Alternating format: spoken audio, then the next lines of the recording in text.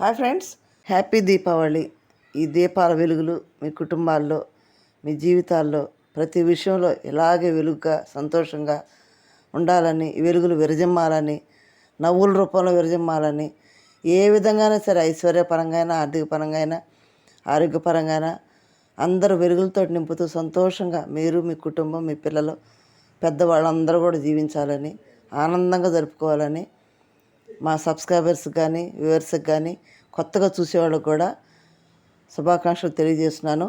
ఇప్పటి వరకు మన ఛానల్ చూస్తూ ఆదరిస్తున్నారు, అట్లా ఇంక ముందు కూడా ఆదరిస్తారని మనస్ఫూర్తిగా థ్యాంక్స్ చెప్పుకుంటూ హ్యాపీ దివాళీ. ఈరోజు నామినేషన్ అంటే 8వ వారం నామినేషన్ లిస్ట్ అయితే వచ్చేసింది. మామూలు ట్విస్టులు కాదు అసలు, అబ్బో భలే ట్విస్టులు పెట్టాడు బిగ్ బాస్.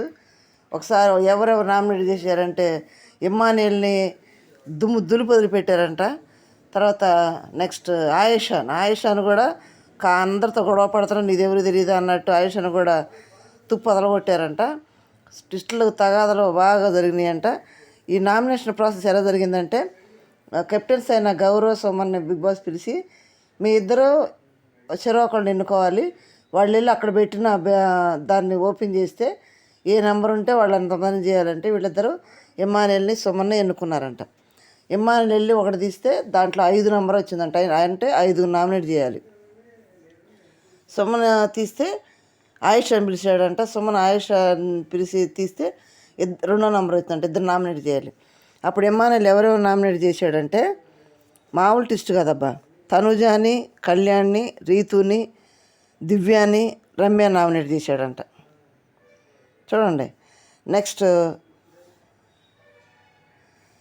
ఆయుష ఎవరిని నామినేట్ చేసిందంటే సంజనాని, నెక్స్ట్ సాయి శ్రీనివాస్ నామినేట్ చేసిందంట కదా. మళ్ళీ ఇప్పటికి అయిపోయింది, వెళ్ళిపోమన్నాడు బిగ్ బాస్. మళ్ళీ కొద్దిసేపు పిలిచి మళ్ళీ నామినేషన్ ప్రాసెస్ అన్నట్టు. ఇప్పుడు ఈ ఎవరినైనా చేసుకోవచ్చు. ఇవి చేసుకుంటే తనుజ అయితే రమ్యాని చేసిందంట. బేపచ్చంగా గొడవలు, అరుపులు. ఎందుకు నామినేట్ చేసిందంటే నాకు సార్ అక్కడ వీడియో చూపించాడు కదా రమ్య మాధురిది, దాన్ని బట్టి నామినేట్ చేసిందంట. ఇంకా మిగిలిన వాళ్ళు ఎవరున్నారంటే మొత్తం లిస్ట్ వచ్చేసి తనుజ, కళ్యాణ్, ఆయేష, రమ్య, దివ్య, రాము, సాయి శ్రీనివాస్, రీతు, సంజన 9 మంది ఉన్నారు.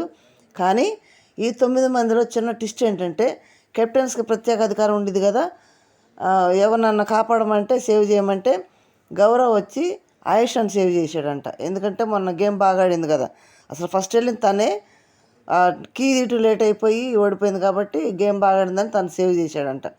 ఇది ట్విస్ట్. మామూలు ట్విస్టులు ఏమంట, అరుపులు కేకలు బాగా జరిగినాయి అంట. ఫైనల్ లిస్ట్ వచ్చేటప్పటికి తనుజ, కళ్యాణ్, రమ్య, దివ్య, రాము, సాయి శ్రీనివాస్, రీతు, సంజన మొత్తం 8 మంది ఉన్నారు ఈ వారం నామినేషన్లో. మీ ఇష్టమైన కంటెస్టెంట్ ఎవరైనా బాగా చూసుకుని ఆలోచన చేసుకోండి. ఇంకో ట్విస్ట్ ఏంటంటే, మాధురిని ఎవరు నామినేట్ చేయలేదంట. అసలు గొడవలు వచ్చింది ఆమె కదా, ఎవరు నామినేట్ చేయలేదంట. ఇదేం ఆశ్చర్యం. మీరేమనుకున్నారు? చిన్న కామెంట్ చేయండి.